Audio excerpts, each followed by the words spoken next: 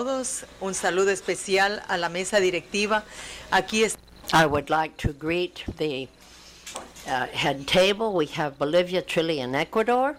Ecuador has spearheaded this event, offering the leadership for us, and look at how many people have showed up. Thank you to all of you member states that have come, and also a special greeting to our friends from the South, the team of the Pan American Health Organization, and all of the guests, male and female, that are listening to us thanks to the gift of technology, and that are holding a very similar event to the one we're holding here in Quito, the capital of my own country, Ecuador. I may also greet the teams from Bolivia and Chile who are also listening to us from afar. This is an event, evidently, of great interest worldwide, moving together for the labeling of foodstuffs, the Pan American unit to face challenges. By the way, if you hadn't noticed, a very tasty and healthful lunch is being served. The countries of the region and the world are facing the acceleration of overweight and obesity at all ages. In Ecuador, one of two people fall into that category, or one of either. And we know full well what the results are. The impact of overweight and obesity is on health. Early onset of diabetes, of hypertension, of cardiovascular disease, and cerebrovascular diseases, as well as the enormously high economic and social cost of treating the same. It's fair to say, incalculable and unquestionable that this is the case, given the wealth of scientific evidence that we have to hand to show that overweight and obesity in our societies is very closely linked with the incorporation into our daily food intake of processed foods and sugary drinks. This is why numbers of us feel that it is high time we take an urgent stance to better monitor and control excessive weight gain during pregnancy, fostering maternal breastfeeding in the first 6 months of age of the newborn, and an array of complementary measures to fight overweight and obesity in the first months and certainly years of life. The earlier the better, because we know that children develop tastes in their earliest infancy. That is why fresh food, healthy food, locally grown food should always be given pride of place, certainly over processed foods that are always high in sugar, in fat, and in other noxious elements. Our countries are asking, and certainly need, priority and multi-sectoral approaches that will bring in to the mix those who are in fact responsible for the processing, the manufacturing, and the distribution of all of this processed food and sugary drinks. Public health policies need to be drawn up that are more effective, that have a stronger impact on fighting this very serious health problem. On the basis of such evidence, Ecuador, in its national plan for well-being, has included as one of its objectives to arrest the increase of the high rates of overweight and obesity through the adoption of appropriate policies, including certainly food labeling for processed foods. All of this, of course, will put the consumers in a more empowered position, given them true information and not misleading information, as so often the commercial labeling does. We see this as a major health challenge, and because of its simplicity and very easy codes, red, yellow, and green, to show don't go forward, proceed with caution, or go right ahead, to tell you which food is the healthier. This will help consumption, and it has served to spur the Ecuadorian industry to take more care with the labeling of foodstuffs. This stop sign labeling, if I may call it that, is particularly useful in terms of better regulating school systems. No educational institution in my country can go ahead and sell high sugar, high salt, or high fat food. In a parallel fashion, another key objective is, of course, to share our best experience. We're here to hear you and to tell you what we're doing in terms of improving the labeling of processed foods. And all of this in an environment that rests on ongoing debate and exchange of the various people and entities interested in change. So welcome and bon appetit. Let me now give the floor to the next item on our agenda this afternoon, where we will home in on the challenges that are part of food labeling from a regional perspective. Challenges in the regulation of nutritional labeling and warnings. We'll give the floor to Dr. Fabio da Silva Gomez, Risk Factors on Nutrition Unit. You have the floor. Thank you very much, Minister, and I'd like to greet each one of you here, the ministers and indeed the representatives of the various units. I'd like to speak very, very briefly so that we have an opportunity to share. And I'll briefly go through the various steps that we think are essential so that regulation is effective. I'll also mention those who have moved forward and what they've done and how what they're doing is working. All of the countries of the region are interested. It was 2 years ago that the Directing Council at the time adopted, unanimously I might add, Objective 3.3, which you see right here on the screen, to develop and implement norms for front-of-package labeling that promote healthy choices by allowing for quick and easy identification of energy-dense, nutrient-poor products, especially bearing in mind children. We understand how critical that is. Again, front-of-package labeling. Don't want you to have to look through the package to find out where the information is, so that people know what is healthy food and what will give you high energy, but not high calories and low energy. So that's what we're aiming for. And in order to meet with these targets so that the labeling is effective and so that the consumers understand what they're reading, obviously, there are a number of elements that have to be met. Certainly, avoid confusion, avoid deception, and restrict persuasion so that the information is provided and the others are not the result. I'm going to concentrate on providing information and preventing confusion, but be aware, preventing deception and restricting persuasion, which is tricky and might lead you to make the wrong choices, are also elements we bear in mind.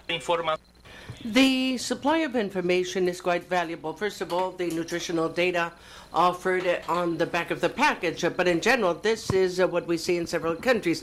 Energy, carbohydrates in total, and sugar, fats, total, saturated, trans, protein, and sodium.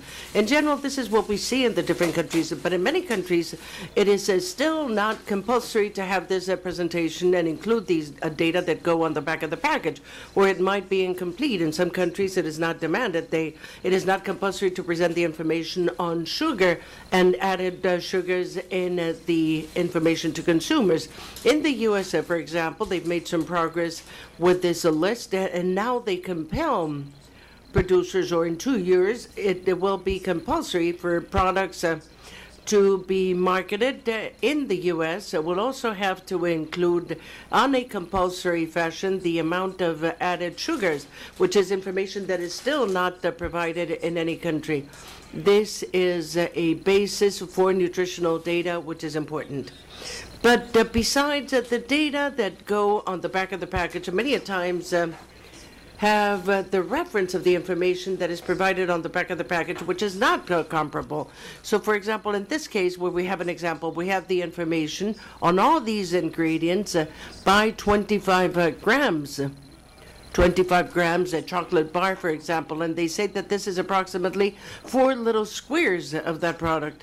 But if you eat, for example, 3 squares, you're eating maybe the whole package. Or if you want to compare this with another product that has the 30 grams and not 25 grams as a portion, it is not comparable. You cannot know whether it has less sugar, more sugar, you're eating less or more. So the data, this data are still important, but they're not comparable. And sometimes they're not very helpful, and they cause confusion to the consumer when they have to make a decision. And the other one is another example as to why it is essential to have regulations that are mandatory and that will compel enforcement of the nutritional data. This is an example, and this is exactly the same product marketed in 2 different countries. On the bottom, you can see the label of one country where it is compulsory for the manufacturer to show the amount of sugar. You can see it clearly here, but on the other country, it is not compulsory to include the amount of sugar. So the company does not include. They omit the amount of sugar because the law does not require it. And sugar, which is an ingredient that has complications on the health of consumers, and consumers should have access to that information, but it is not included because the law does not compel them to do that. But we are only talking about nutritional data. These are numbers. This is data that is offered on the back of the package, but we still see that they're important, but they have to be translated into information. And this is also part of the objective of the obesity prevention plan in teenagers from PAHO. And we have to promote a system which will make it easier to identify, have a speedy identification by consumers of this information and the product that is to be provided to the consumer. Therefore, it is important, and that is why we highlight 2 examples that will be presented today from Ecuador. In principle, I believe that the model, the Ecuador model, is what has been implemented in an innovative fashion, a pioneer in the region, nutritional data of packaged goods, and it transformed the data that are presented on the back of the package. They're transformed into information to the consumer, which is a direct, clear information. And the system in Ecuador continues to inspire other countries in order to implement a similar system. So now we have the question, what does 20 grams of sugar, 10 grams of salt, what 5 grams of fat represent? What do they all mean? And the Chilean model, warning model, is another example that also warns in a very simple, objective, speedy, quick, easy information on the nutritional content of products. And I believe that the minister will also tell you what the most vulnerable population is, like children, how they understand and they comprehend the information, and then they can make a critical decision. A good part of the time of countries, in order to develop front of the pack information and to interpret that, is a definition of criteria. What does a high, how many grams of salt, how many grams of sugar, is that too much or is it not too much? How to interpret all that information. This is work that PAHO has already done. Significant progress has been done by PAHO when they published PAHO's nutrient profile model this year, where countries can also use this in order to forge ahead. And then another point which is important, that it seems to me that we should make progress on this, and some countries have already made some progress. Besides the information of everything we have to do for consumers to be better informed, what ought to be taken out of the labels? What do we have to do in order to not confuse consumers or persuade consumers? These are experimental products. This product does not exist, but we can see that children, for example, like more a product that has penguins, and the content of the product is exactly the same. But then children say that they like this one that has the penguins on the front of the package. This is better, it is tastier, only because they see the penguins. So one should discourage countries in not having all these elements, attractive elements, that lead to a critical decision. Now, in terms of challenges, I believe that the main challenges faced, particularly the industry and regulation and informing consumers. It begins with the intention of preventing regulations from being implemented and being approved.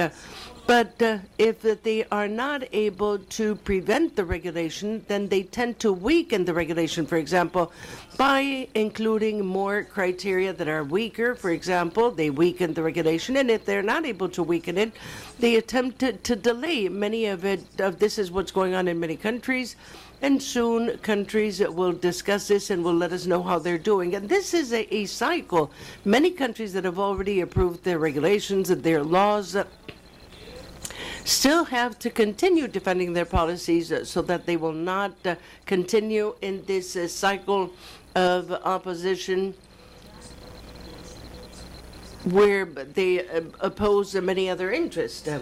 And it is important, therefore, for countries and for us with the World Health Organization, we're cooperating in the development of some mechanisms that might assist countries in protecting their policies so that they can generate more safeguards in the process for the development of nutrition policies in order to move forward and protect the progress that has already been attained by countries.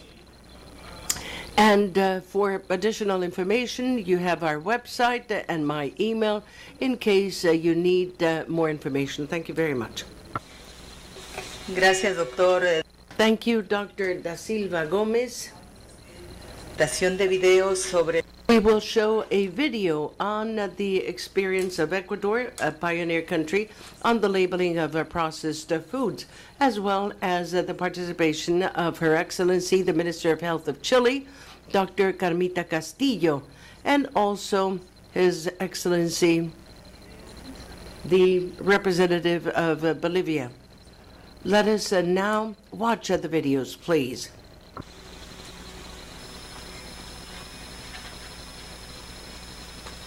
Yo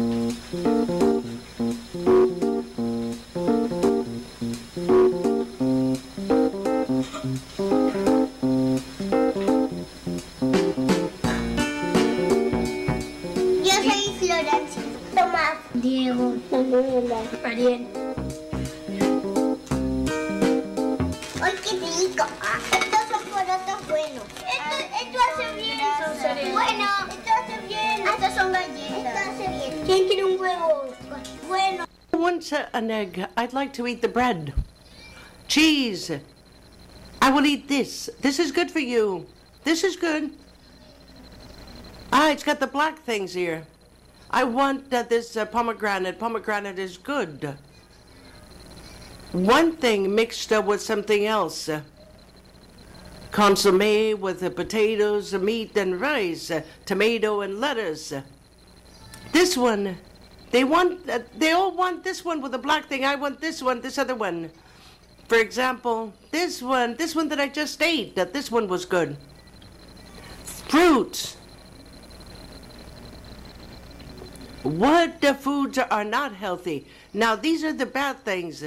Yes, there's one right here. It has sugar. It has fat. This one is bad for you. It has a lot of calories, and it is high in saturated fat. And it is also a hamburger. And hamburger is not good for you. This is bad for you because it has a high content in fat and sugar and also high in calories. These cookies, it says high in sugar content. It says high in saturated fat and also high in calories. Calories. You can get fat. These two are bad. Yeah, the bad ones go here. This has 150 in fat. 3 bad. I thought that it had 4. And with Tad, even worse. The only things that are healthy are those that are homemade.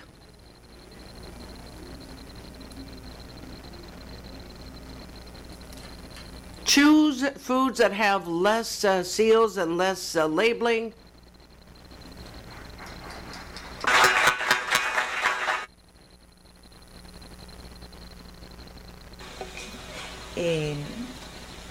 Por favor, la palabra. Please, I now give the floor to the Minister of Chile. Thank you, Madam Chair. For us, this law has been extremely important and has had a huge impact on public health. Before it came into force on June 27th this year, 20% of our food had already changed the formulation of its contents. Therefore, companies were already getting ready for what was coming. We wanted to go through different focus groups and have the most striking formula in order to attract children.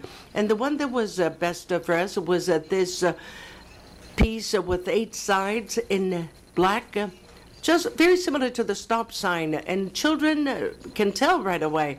In 2 months after having implemented the law, we can already see that 40% of the women that go to the supermarkets to buy things have changed their habits, particularly when they take their children along. Children return the food that contains a logo, and it has truly been impressive. This has had a huge impact. We know that with a law, one cannot change habits, and therefore we have to work together with many other actions, additional actions, which will enable us to complement the activity. We are acting with the strategies, with the municipalities, with the communities, and with the community at large in order to change the way in which we feed ourselves. And why we decided to go with this law, because 60% of our population is already in malnutrition due to excess. We're the second or third country, we're competing with Mexico in the Americas, with a higher rate of obesity and overweight. Therefore, it was a concern to be able to implement some sort of work. The volumes of food that we consumed were increasing, and we had to change this methodology on how we were doing things. The law has 3 elements. It has 1, we have to make sure that we place this seal on a high spot on the label of the food. Secondly, there could be no hook that will attract the children, such as the penguins that we saw in the previous product. Regarding drawing the attention of children under 14 years of age. With this, we can tell you that Burger King withdrew the Happy Meal from Chile. Only with this measure, we no longer have the Happy Meal in Chile. The other measure is that in schools, you cannot sell any food that contain these elements. Having said this, let me tell you that imagination is wonderful. Those who sell things in schools, for example, they sell eggs with a happy face, and therefore the habits of children have changed. Creativity of children is extraordinary. We understand that, but this is progressive. It is not immediate. We see how curious children that sell in the black market of foods in their backpacks, and they sell foods that are highly nutritional. We don't go after these kids. But if Halloween comes along, how to have the adequate food linked to this hook that attracts children? The idea is that if the food will not be something that conquers children because of the image on the outside of the package. In general, we're doing very well. But this is not only a law, it is a culture that we're creating and that we're changing. And in fact, we can already see a change. We will be able to have a speedy follow-up of the children's population because we have good records of overweight rates in our children because of the children's program.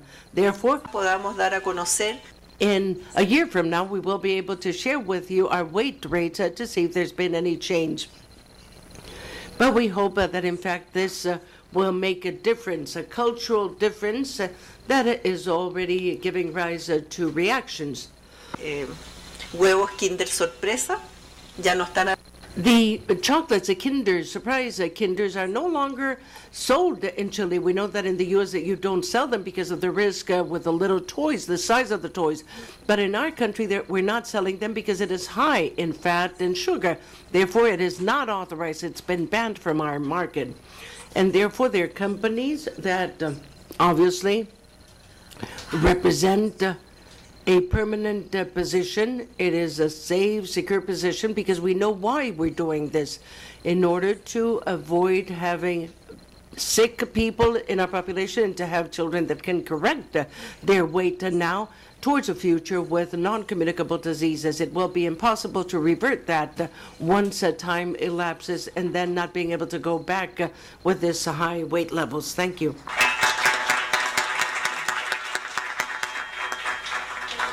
Gracias, ministra. Cedo la palabra. Thank you, Minister. I now give the floor to Dr. Dante Ergueta, Director General of Health Insurance of the Ministry of Public Health in Bolivia, who will make a presentation. Thank you very much, Minister. Greetings from the Minister of Health, Dr. Ariana Campero. Bolivia is precisely going through a transition, epidemiological transition, just like the other countries, characterized by the coexistence of non-communicable diseases and the persistence and development of endemic infectious diseases.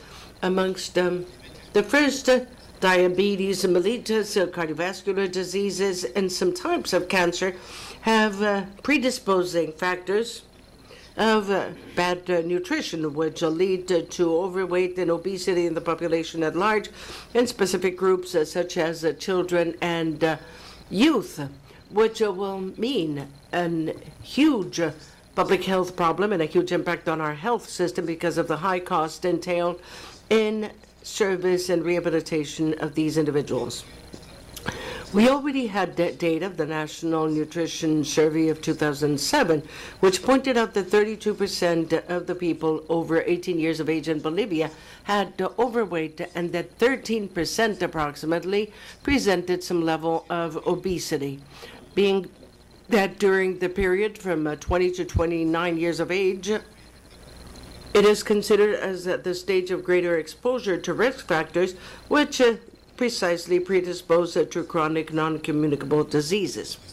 The survey, Health Demography in 2008, also showed data that were of high concern.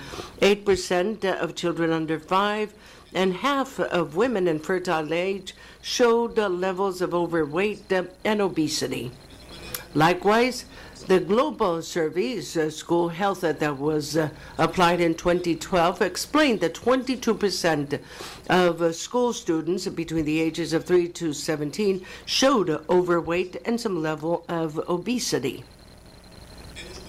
We see with a concern that the cases of diabetes mellitus type 1 and 2 in Bolivia in a period of 3 years reached almost 32%, and hypertension, diagnosed hypertension, 38%.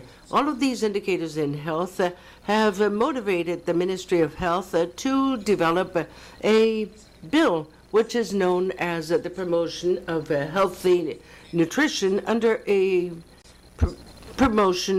under a scheme of promotion of health and reduction of diseases. This law has been promoted and enacted by President Evo Morales in January this year as a comprehensive measure which essentially intends to improve the indicators that we've mentioned. Regrettably, the regulation, because of an incidence that we have of food companies, is delaying its implementation. And that is an issue which I believe is common to all countries that are endeavored in implementing these measures. The law, the healthy nutrition law in Bolivia, covers 3 major strategies, which are also very similar to those that are being taken on by Chile as well as by Ecuador.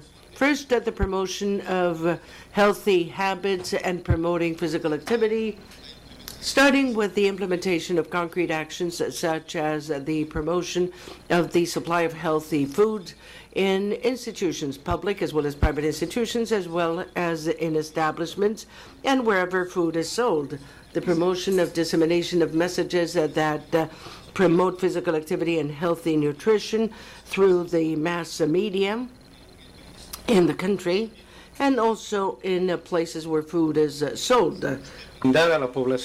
We are also seeking to offer the population attractive alternatives so that they don't have to have ultra-processed food as the only choice.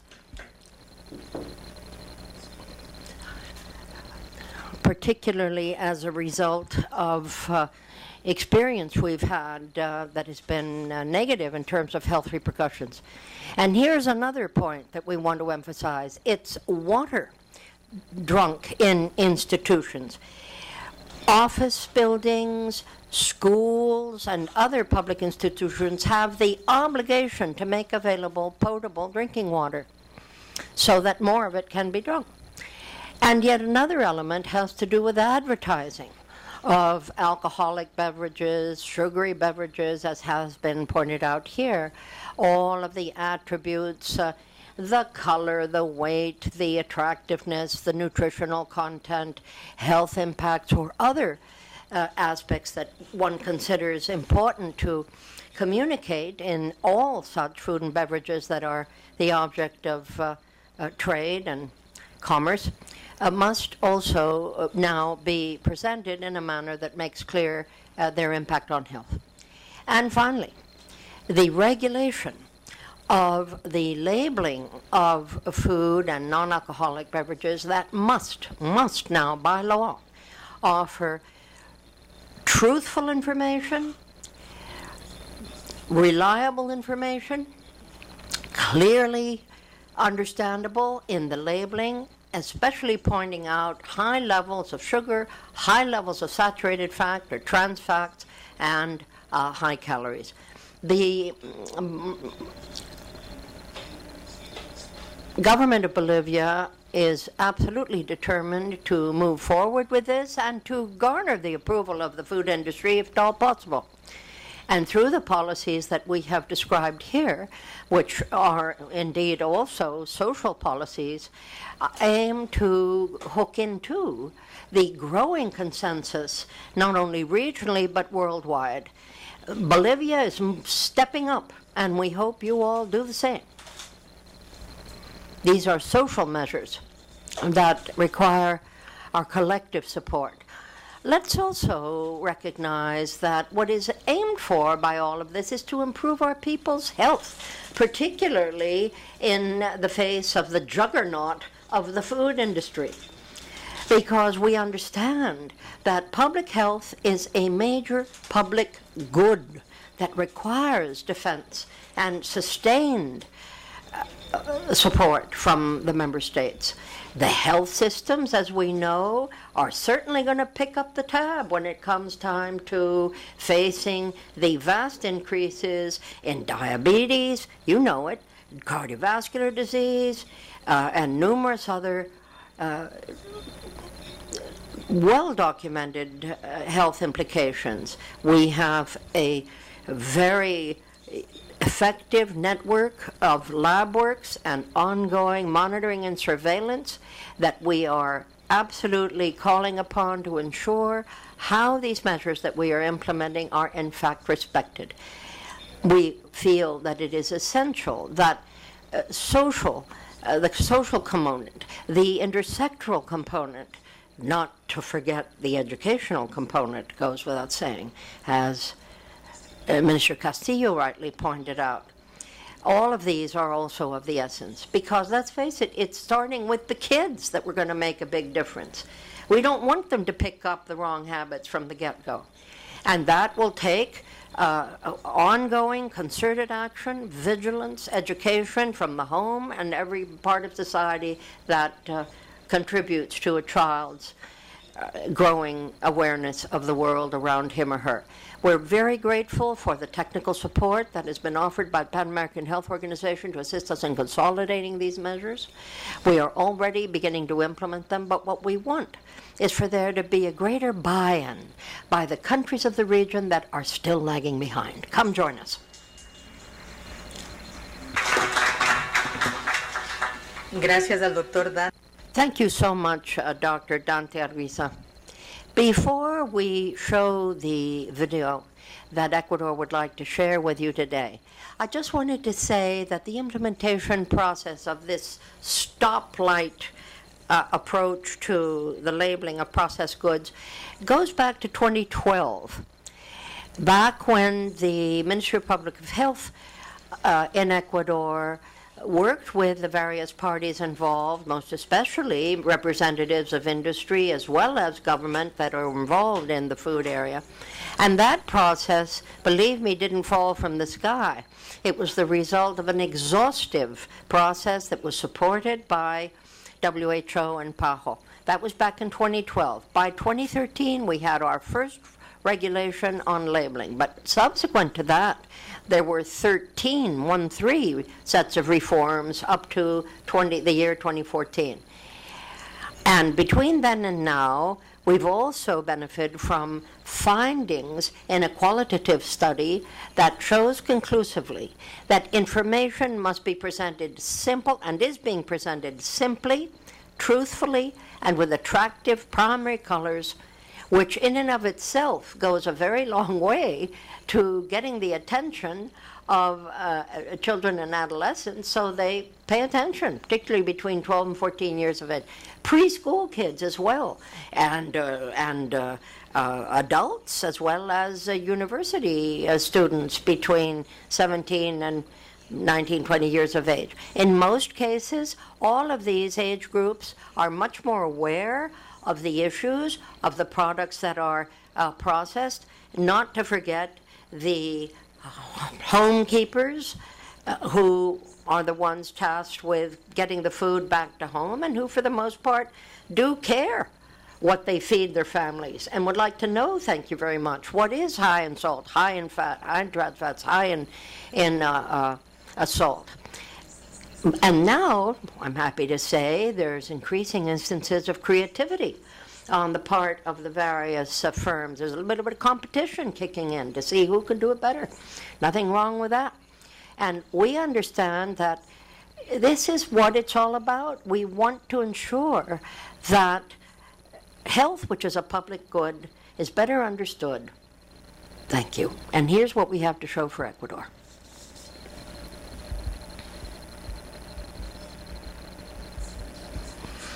On the basis of INSALUD, the National Center on Health, we are now having epidemic levels of obesity and overweight.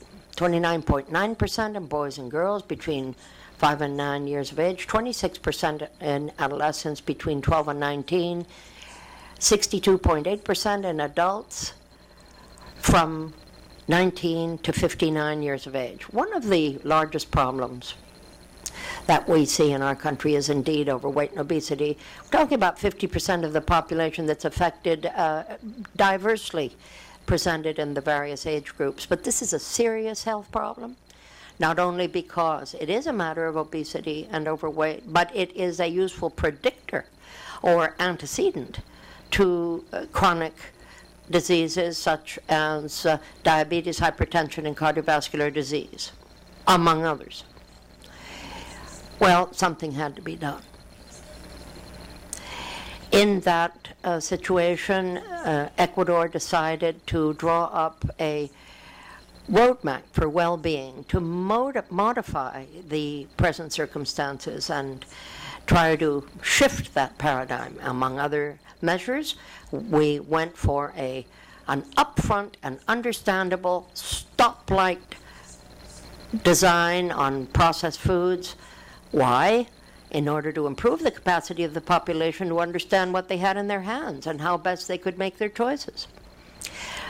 The implementation of this very novel system, of course, has not been simple. A number of challenges have been recognized. The new labeling of processed foods includes limited information from the standpoint of the food industry and may confuse the consumers. More Ecuadorians die from diabetes than from any other reason. But we don't want the consumer to be confused, and in fact, we know that too many calories and too many particular ingredients are not good for your health. 2012, the Ministry of Public Health evinced very strong determination to move ahead and to work with the various authorities, and most especially the food industry. The process rested on an exhaustive and comprehensive effort of the Ministry of Health with technical support from PAHO and WHO. The bottom line gave us the health regulation on processed food labeling for human consumption. And here I refer to the obligation, the mandatory nature of labeling foodstuffs when these are dangerous to health. And believe me, we've had a lot of kickback. Many have said, well, do you think that because junk food is sold and labeled, less of it is going to be sold? Or some people won't persist in buying it? Well, maybe, but we still think that the labeling has to proceed for certain types of food. Then it became apparent that the labeling had to move forward, but also that we should be able to show the impact. Great number of challenges were put in our way. We allowed the stoplight form in a manner that would be recognizable. The industry, for its part, said, okay, we'll buy in. And the products, therefore, were labeled red, yellow, or green instead of just red. And this appeared to be accepted by consumers. What do you think about the new labeling system? Pretty good, because it's clear. We know what we're seeing. I think it's a great idea.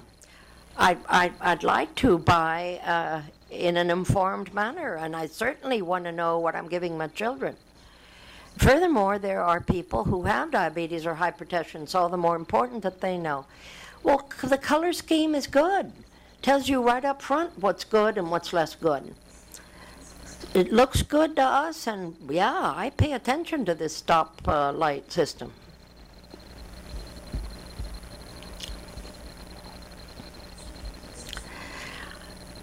Then came a new challenge, and this was one that came from industry. It was suggested that a labeling be presented, but it was, they said, much more informative. But guess what? It was also very complex, no colors attached, and there was one size fits all for kids and older adults.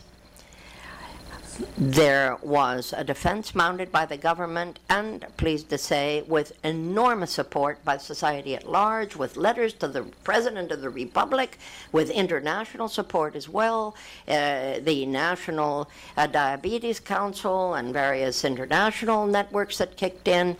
We understand that our form of labeling really has been a victory. Now, Ecuador happens to have been the pioneer in mandating this obligatory, legally imposed type of labeling, and we are now putting together a broader strategy to ensure that from a nutritional standpoint, this remains clear on the one hand, but also increasingly useful to our consumers because they have a right to reliable information. Despite the ongoing pressure, rest assured, of sectors who would like it eliminated. Not going to happen.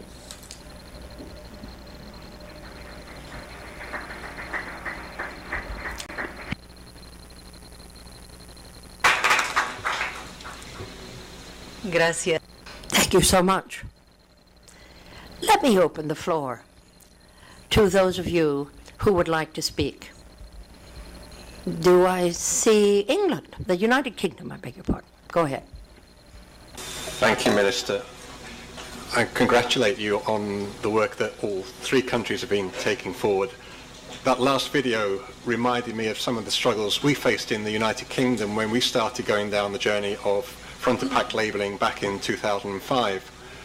At that time, we engaged in discussions with the food industry and had a very similar discussion around the traffic light labelling scheme on the one hand and guideline daily amounts, which at the time was the industry favoured approach. What we found helped turn the table, though, was a lot of consumer research which showed that the traffic light labelling scheme was better understood by consumers.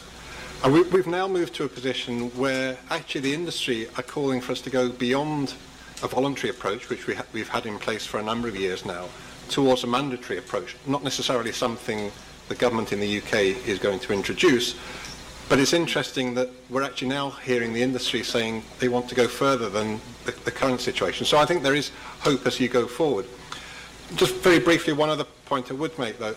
Labelling is certainly an important element, but it's not the entire solution. And another approach we've recently adopted in the UK, last month we published a childhood obesity strategy, which was looking at bringing together a number of initiatives to help reduce levels of obesity in children, including some approaches we learned from Mexico and other countries in terms of a levy on high sugar drinks, aiming to take out 20% of sugar in products, encouraging more physical activity in schools, encouraging children to take 1 hour's activity every day at school, and also looking at ways to make food in schools that's available to children healthier than it currently is. So I certainly congratulate you on the labelling approach and suggest that will be an important contribution towards reducing obesity, but equally there are other strands that will also need to be played in to really make an impact on levels of obesity. Thank you. Gracias, United Kingdom. Thank you very much for that, Dr. Imelda Heredia Borascon. Thanks very much, and a warm welcome to everyone here, and a good afternoon to you all, particularly Your Excellencies, the ministers, and particularly from the Andean nature. I'm the Executive Secretariat of the Andean Center for Health that has the particular obligation to respond to the 6 ministries of health in the Andean region, from Venezuela down to Chile. That's a far piece, all of them Andean countries.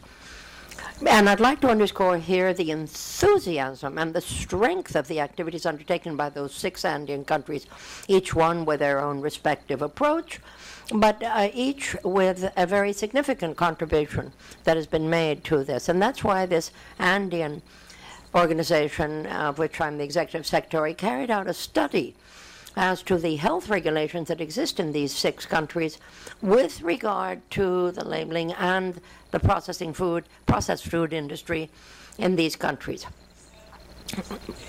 There is an effort to align the criteria and the activities in the various countries, and in that regard, I just want to say that when we proceeded to carry out a situational diagnosis as to where we stood with regard to the processed food industry in these 6 countries, very interesting results were obtained, including a better grasp of the state of advancement, of progress that has been achieved in this area in the 6 countries. They virtually all have regulations, and all of these align with the Codex Alimentarius, by the way, in this regard. So that entire compilation of documents, some are laws, some are regulations, many of them are there. However, they're not all being implemented in the same way, in large measure because of kickback from the industry, principally. In the case of Ecuador, when the law on breastfeeding was promulgated, there was an immense effort undertaken so that the milk industry understood or could understand that homogenized milk from other sources is not, will not, and never will be the same as mother's milk. And evidently, the sale of maternal milk can only be sold under prescription, under medical prescription. It cannot be available freely on the market. And another instance in this ongoing effort by the Andean Ministers of Health shows us that there's an effort to not only align their procedures, but also their means of implementation. Now, one area that still needs added attention, inter alia, is the question of the actual labeling systems in Chile, as in Ecuador. They've moved forward, but the other 4 of these 6 have yet a way to go. We have, in some cases, a list of contents, but that frankly are confusing, over-detailed, and are simply not as useful as they are in Chile and Ecuador. Let me give you another example, homing in now on what do we mean by labeling critical nutrients? Well, what's critical? That's the thing.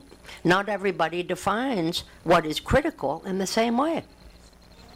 Countries vary in terms of the approach they take. Yet another aspect is how one can define that a particular food is high in X. Pick whatever X, Y, or Z may mean. But how can we together, how can these countries in unison decide that, well, this and this has to be given for the diagnosis to be that the foodstuff is high in X? So the labeling is different, and the basis upon which the various elements of the labels is decided is also different.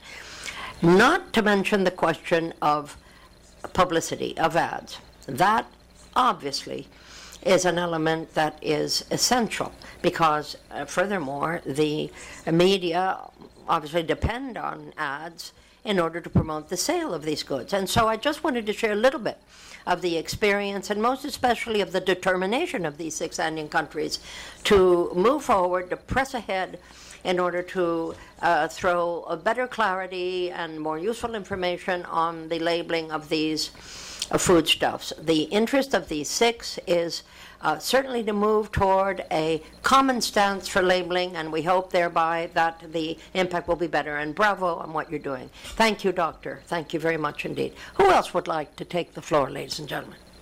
Anybody else? Dr. Winston of Jamaica, you have the floor, sir. Thank you very much. Let me first congratulate you on your successes in Ecuador.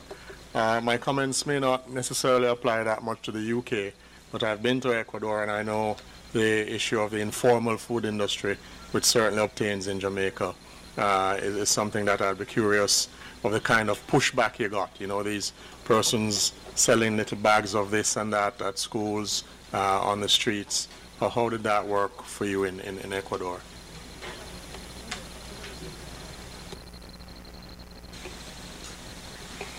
Gracias, Jamaica. Thank you, Jamaica. The ambassador for Nicaragua has the floor. Thank you. I'm Alejandro Solis, actually delegate of the Minister for International Affairs. Let me state that Nicaragua not only recognizes the work that has been done, but applauds what we consider to be an enormous success story for public health and to the benefit of our brothers and sisters in our sister republics of Ecuador, Chile, and Bolivia. Here is a sterling example well worthy to be followed. We believe that the success has not been easily won.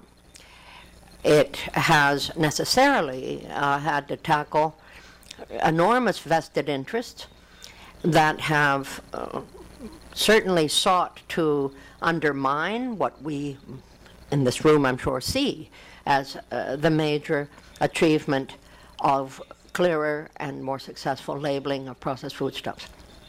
But never mind. We're sure this isn't the end of the story. There will be yet further successes that will continue to weigh positively on the health and the well-being of our little boys, our little girls, of adolescents, of our adult population. We are absolutely certain that this is the way to go. Bravo. I'd like you to know that we're being followed live stream 214 in Spanish and just 10 minutes ago over 60 in English, and I think numbers of more are joining as we speak, quite literally. But if anyone else wishes to speak, go right ahead. Yes, ma'am. Go ahead. Dr. Boyle from Guyana. Let me start by commending you for the huge steps you've taken in ensuring the health of your population. I just had two quick questions. The first question is, I didn't quite understand, was the cost for the new labeling that was undertaken, was that a cost incurred by your government, or was this a cost that would have been transferred to the companies that were exporting to you? So in other words, these new labels, was this something your government was putting onto products that were imported, or was it a requirement that your government placed on the companies that were exporting? And if it was something your government undertook itself, what sort of burden was this? What sort of costing? Was it an expensive venture or not? And the second question would be, clearly the children were very educated, understood about the labeling. I didn't quite understand from the video, was this as a result of an in-school education program, or was this as a result of the mass media efforts that you might have undertaken, or maybe possibly the parents? If you could answer that, I'll be happy. Thank you. Gracias a Guyana. Thank you. Guyana, we're pleased to have with us Dr. Beatriz Marce of the Inter-American Health Foundation. You have the floor. Buenas tardes. Good afternoon. My name is Beatriz Champagne. Actually, I'm the Executive Director of the Inter-American Foundation for the Heart. A couple of years ago, with the help of PAHO, we organized a coalition, the coalition that we called CLASP. The initials are CLASP, Healthy Latin America. And this is, in fact, composed of more than 150 entities. Some are academic, some are medical, consumers, people involved in the rights of children, the rights of women.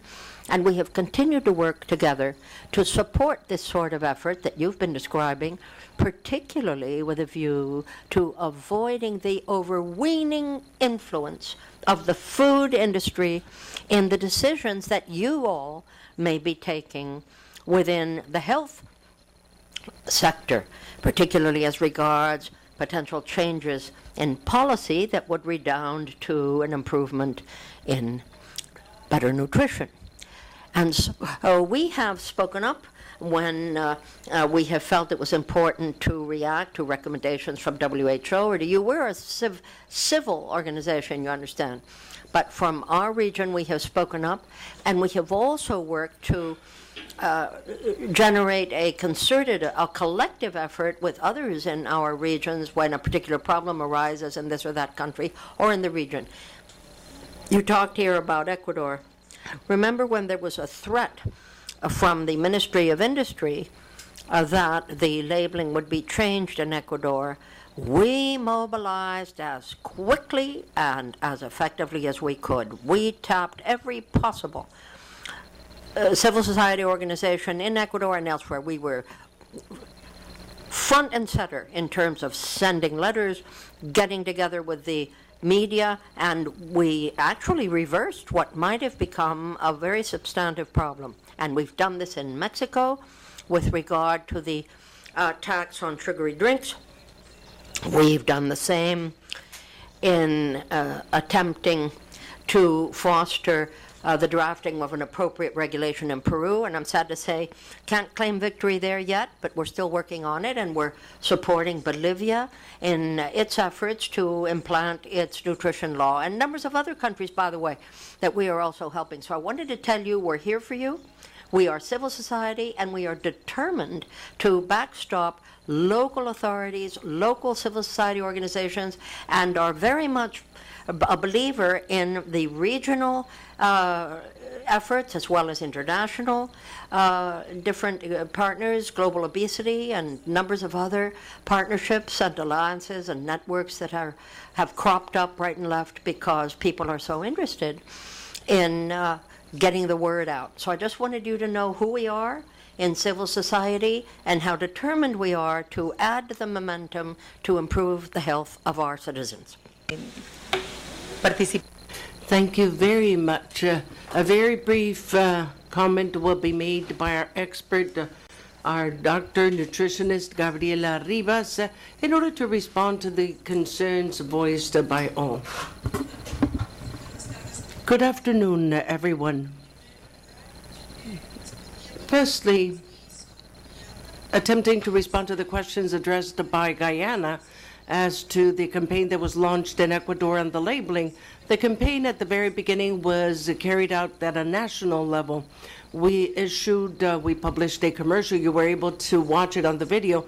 It is this commercial of a child in a shopping center that talks about food and nutrition, and this child selects products with green and yellow labels. Then, hand in hand with this campaign, more than a campaign, we have a regulation that follows labeling in school dining rooms. And this includes an article where no school dining room can sell food or drinks with red labels.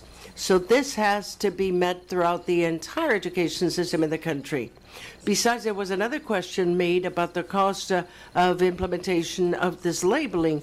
These costs were borne by our industry from the very beginning. This is the second question asked by Guyana. Besides, we have another question on Facebook Live, which says the following.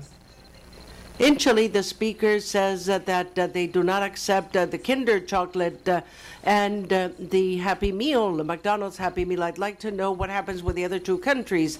Regarding Ecuador, together with the labeling campaign, we have other strategies, amongst which I could mention the promotion of breastfeeding, exclusive breastfeeding. Also, as I was telling us, healthy nutrition in schools, healthy food in schools, and we're now about to issue regulations for a collective food establishment in the country, which means restaurants, in other words. So the idea is that in these places where we sell food, that free water or safe water be given freely at no cost, that we eliminate the salt shaker that is always on the tables, and that I believe Uruguay also has it. We also have that the information on calories should be included in the menu in all restaurants for every dish. Besides, we will have a traffic light for menus that have sugar, added sugar. And also, we will eliminate the delivery of presents in exchange for any combo, any food combo. We will also include small healthy nutrition messages in the menus for children. Perhaps Bolivia has something to add regarding this question as to whether you have any other initiative going on in the country, any similar initiative to what we've done with the Kinder, the chocolate Kinder. Well, currently, the law is currently being fully enforced, and as we said previously, we're having difficulties because there is a huge campaign being launched by companies, corporations, and the food industry. We also have some coincidences with Ecuador. In the law, we also provide for incentives in order to give incentives to water consumption, and we're eliminating salt shakers from the tables, the restaurant tables, particularly in places where food is sold or served. And it is only brought to the table when the client so requests it. We're still undergoing changes to the regulation in many of these aspects, both the issue of toys that come with hamburgers or the hamburgers that come with the toys, because at times it would seem that it's the other way around, that it is toy stores that sell hamburgers or hamburger places that sell toys. So no doubt we will come up with a regulation emphasizing all these issues, but I'd like to repeat that we still have a huge opposition by companies and by the food industry. Thank you very much. By way of conclusion, for this event. I can tell you that the process for implementation of food labeling, both in Ecuador, Chile, and Bolivia, allows us to draw some teachings that could prove to be useful for other countries willing to undertake public policies in order to prevent epidemics of overweight and obesity and the onset of chronic and non-communicable diseases. First of all, emphasis should be placed on saying that one single measure is not sufficient in order to discourage consumption of unhealthy products in the population. Policies such as regulation of food sale in schools, imposing tax measures in sugar drinks, and regulating the publicity of processed products for children are some of the examples of complementary strategies. Secondly, we have to clearly understand that any regulatory measure such as that of labeling will face pressures and oppositions by different sectors. Therefore, from the very beginning, the approach must be comprehensive and multi-sectoral, with the participation not only of the ministries of the social sector, but also the productive and economic area, as well as participation by citizens. Medida regulatoria debe estar.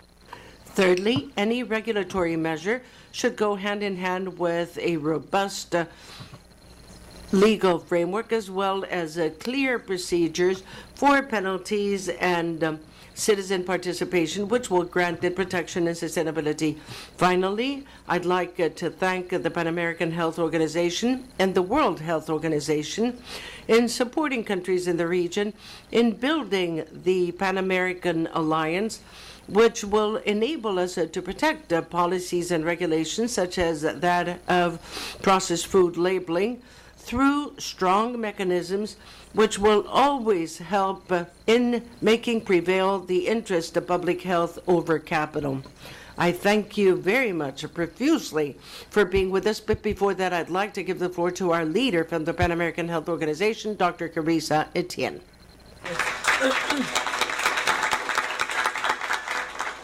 Gracias, Señora Ministra. Thank you, Madam Minister. Now we will switch languages, and I will speak English. Ministers and participants, let me begin by commending the governments of Ecuador, Chile, Bolivia, Mexico, but also the Caribbean islands of Barbados and Dominica. I think what we've seen is great leadership in ensuring that we take up the fight, because it is going to be a fight, and for the boldness with which that they have embraced this fight.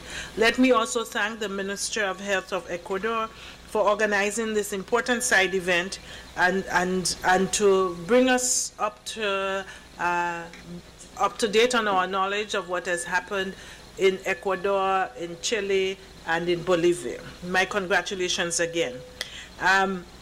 It really is encouraging to see that member states are responding to their commitment to fight the epidemic of obesity in our region with actions that are consistent with the plan of action for the prevention of obesity in children and adolescents.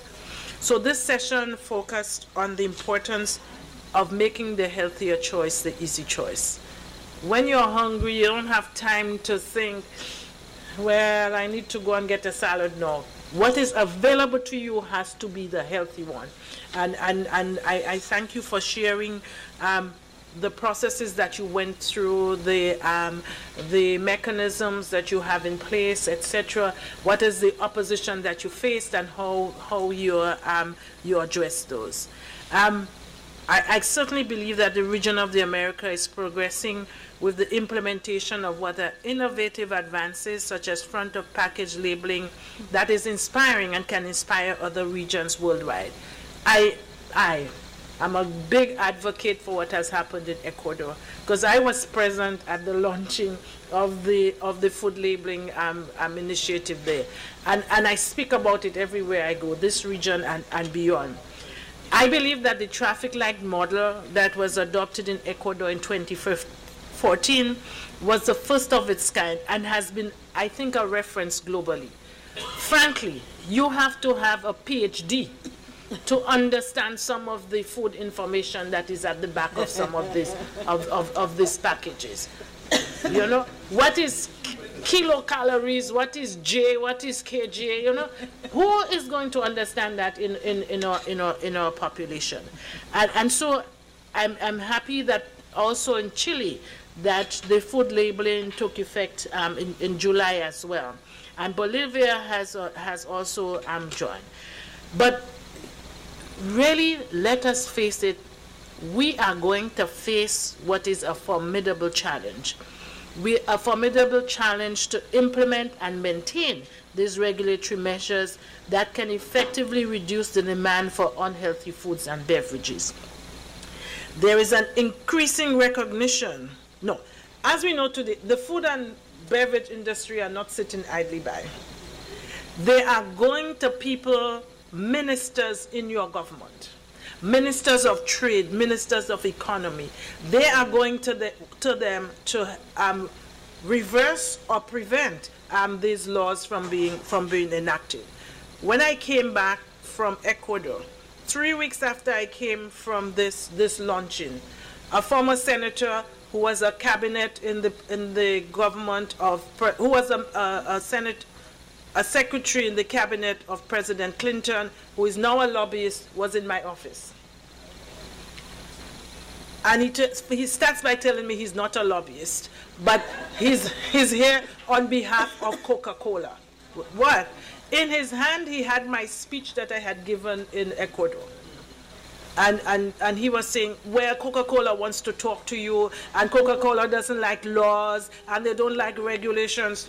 Talk to me, they know what to do, go and do what they have to do, you know. But I tell you these little stories so you know that they're going to come to you, they're going to go through within their own cabinet and government to ensure that they block our work in terms of making healthy food available to our population. Very similar to the tactics of the tobacco industry, food and beverage companies have funded research that played a role in misinforming policies. One example is a study that was published this month in the Journal of the American Medical Association, which provided evidence that research sponsored by the sugar industry successfully cast doubt about the hazards of sucrose. We were busy saying fats and fats and fats and forgetting that the sugar was even more dangerous than the fats. So we think that the actions that are required, we need to do them to ensure the right to health and the right to information. And these barriers, this work by the food industry, is denying our people those two fundamental rights, the right to health and the right to information. So to combat this epidemic of overweight and obesity, our countries need to work together. I think it is not a small battle that we face. I think it would require solidarity, the Pan-Americanism that we are known, so that we can come together one by one. Like Uruguay, they can knock us down, or they think they can knock us down. But if we come together as a force and we say that in this region, our countries, we are standing together against the food industry. You want to sell food in our countries? Make it healthy. And they will listen if we do it together. I think that going forward, there are several things that we need to do. And I don't only say that it's PAHO, I say with all of the partners, we need to have this repository of the laws and regulations that are being passed in our countries. Let me commend the Andean community. The Andean community, as Nelia says, that they have a repository. We need to build that repository and to make it available to countries openly and widely, so they don't have to reinvent the wheel each time. I think also that we need common approaches for labeling. If I go to Ecuador, and I go to Chile, and I go to Mexico, or I go to Dominica, I should be able to see the same labeling. I think that would help us tremendously. I think it would unify us tremendously, and it would empower our people. So maybe we also need, before others begin to invent new innovative methodologies, maybe we need to come together to say what are some of the food labeling innovative techniques that we can use that all of our peoples can benefit from. I think also we need to set up now very strong monitoring and evaluation support. We need to know what's the short-term impact on sales. If we have a measure that is not leading to reduction in sales, that it ain't working, so we need to know what to do. What is the short-term impact on sales? What is the impact on the food formulation? Is the industry, are their pockets suffering, or so they're beginning to change their food formulation? So we need to know that. And we need to know what's the long-term impact on health and obesity. We need to begin to set that sort of evidence gathering in motion, so we are better able to inform and sustain our work. And I think importantly, we need to begin collecting, documenting, and dissemination of best practices. So there are things happening. There are best practices. We need to do this. For me, one of the interesting, but I think it's a best practice, is how children in Ecuador are driving their parents to buy the foods that are only green. Children, and parliamentarians told me, their children are saying, no, you cannot buy this, and no, we will not eat this, or we will not drink it because it has red on it. El vicepresidente. See? And I think importantly, we need to enlist we are not enough to fight. We need civil society strongly behind us. And let me congratulate class, but it's not enough.